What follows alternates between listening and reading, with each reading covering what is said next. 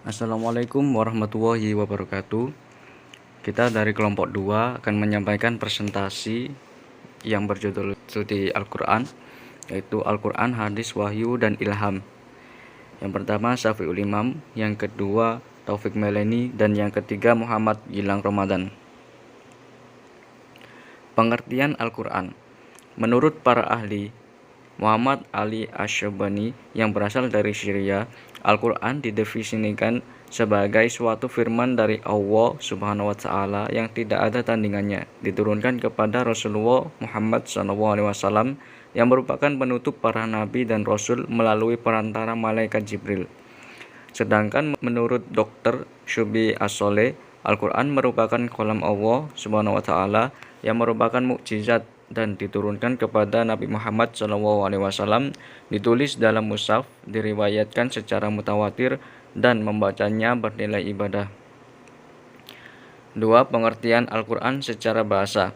Secara etimologi, kata Al-Quran berasal dari bahasa Arab yang merupakan kata benda bentuk dasar, masdar, yang bersinonim dengan kata al-qiraah, yang berarti bacaan. Arti ini mempunyai makna anjuran kepada umat Islam untuk membaca Al-Quran. Menurut Muhammad Quraisy Shihab, Al-Quran secara harfiah berarti bacaan yang sempurna. Ia merupakan suatu nama pilihan Allah yang tepat karena tiada suatu bacaan pun sejak manusia mengenal tulis baca 5.000 tahun yang lalu yang dapat menandingi Al-Quran. Bacaan sempurna lagi mulia. Pengertian Al-Quran menurut istilah. Secara terminologi, Al-Quran adalah firman Allah SWT yang disampaikan secara mutawatir oleh malaikat Jibril dengan redaksi langsung dari Allah SWT kepada Nabi Muhammad SAW. Nama-nama lain Al-Quran. Yang pertama, Alkitab, yang berarti tertulis atau yang ditulis. Ini menunjukkan bahwa wahyu itu dirangkum dalam bentuk tulisan yang merupakan kumpulan huruf-huruf dan menggambarkan ucapan. Yang kedua, Al-Furqan, yang berarti memisahkan atau membedakan. Penamaan itu mengisyaratkan bahwa Al-Quran membedakan antara kebenaran dan kebatilan.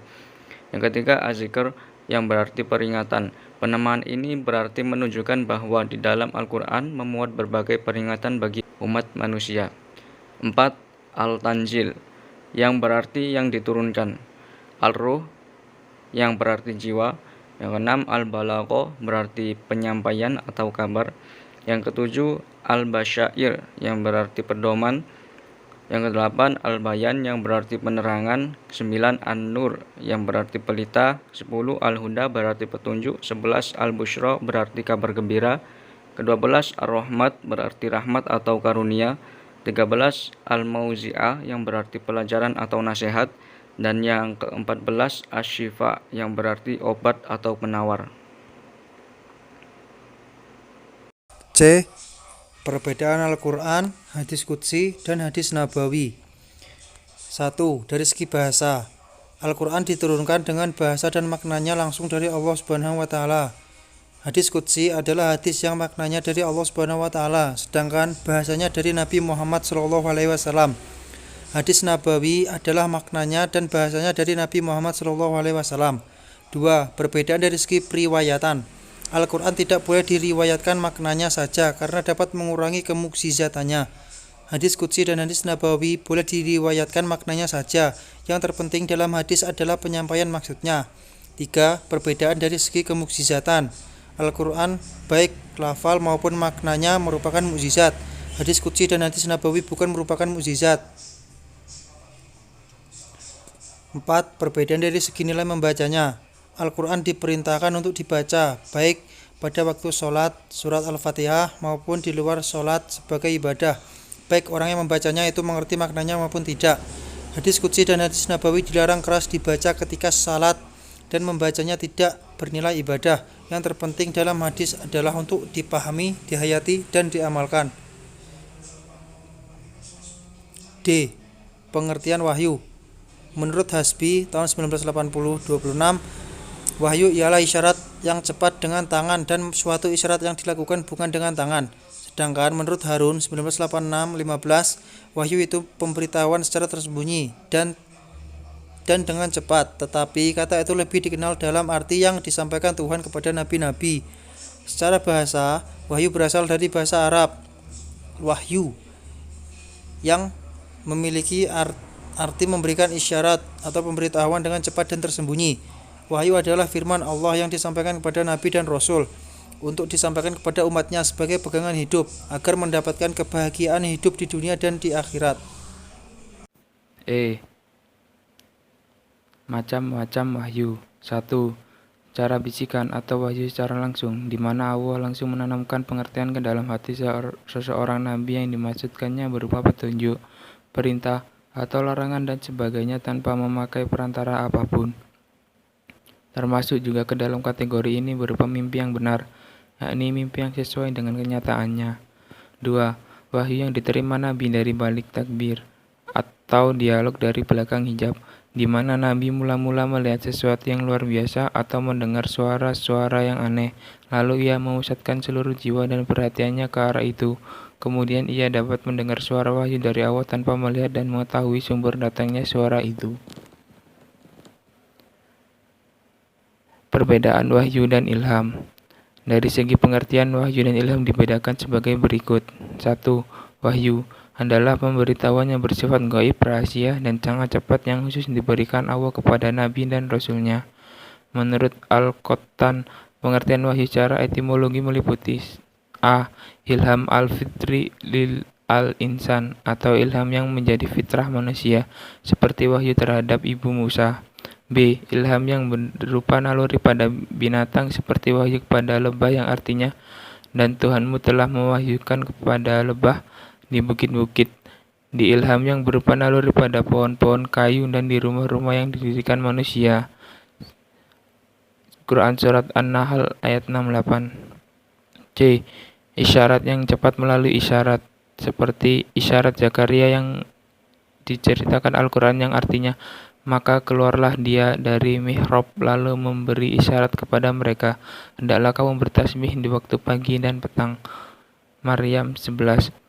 D. Bisikan setan untuk menghias yang buruk agar tampak indah dalam diri manusia, yang artinya sesungguhnya setan-setan itu membisikkan kepada kawan-kawannya agar membantah kamu. Al-An'am 121. E. Apa yang disampaikan Allah kepada para malaikatnya berupa suatu perintah untuk dikerjakan, yang artinya, ingatlah ketika Tuhanmu mewahyukan kepada para malaikat, sesungguhnya aku bersama kamu, maka teguhkanlah pendirian orang-orang yang beriman. Al-Anfal 12. Adapun pengertian wahyu secara istilah terminologi, banyak pula pendapat dari para ahli. A.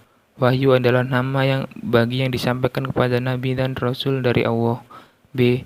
Wahyu ialah pengetahuan didapat seseorang pada dirinya sendiri dengan keyakinan yang penuh bahwa pengetahuan itu datang dari Allah, baik dengan sesuatu perantaraan atau tidak. Sedangkan ilham yaitu A. Ilham ialah bahwa ilham adalah perasaan yang meyakinkan hati dan yang mendorongnya untuk mengikuti tanpa diketahui dari mana datangnya. B. Ilham ialah pemberitahuan sesuatu pada jiwa seseorang yang mendorongnya untuk mengerjakan sesuatu itu, bahkan juga oleh hewan dan tumbuh-tumbuhan sekalipun. C.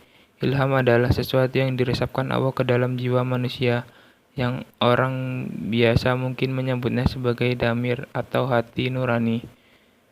Menurut Muhammad Abduh menjelaskan juga bahwa ilham itu adalah merupakan perasaan wijdan atau meyakinkan hati dan mendorong diikuti tanpa diketahui dari mana asalnya. Ilham itu hampir serupa dengan perasaan lapar, haus, duka, dan suka.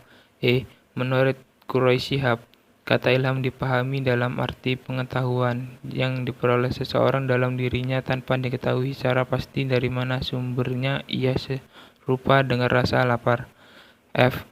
Jadi, ilham adalah penyampaian suatu makna, pikiran atau hakikat di dalam jiwa atau hati, terserah mau dinamakan apa saja secara melimpah. Maksudnya Allah Subhanahu wa Ta'ala menciptakan padanya ilmu darui yang ia dapat menolaknya, yaitu bukan dengan cara dipelajari, akan tetapi dilimpahkan di dalam jiwanya, bukan karena kemauannya. Adapun perbedaan secara rinci dijelaskan sebagai berikut. A. Wahyu berisi petunjuk atau pengetahuan, sedangkan ilham meskipun dapat diketahui berisi pengetahuan, tetapi lebih mirip pada perasaan halus atau insting. B. Wahyu hanya disampaikan khusus kepada nabi atau rasulnya, sedangkan ilham disampaikan kepada manusia secara umum dan juga kepada makhluk lain seperti binatang. C. Orang yang menerima wahyu merasa yakin bahwa orang yang menyampaikannya adalah Allah yang Maha Kuasa, sedangkan orang yang menerima ilham tidak mengetahui dari mana datangnya dan siapa yang menyampaikannya. D. Disyaratkan bahwa wahyu untuk disampaikan kepada umat, sedangkan ilham tidak disyaratkan demikian, tetapi orang yang menerimanya itu merasa terdorong untuk mengerjakannya. Sekian dari kami kelompok 2. Terima kasih.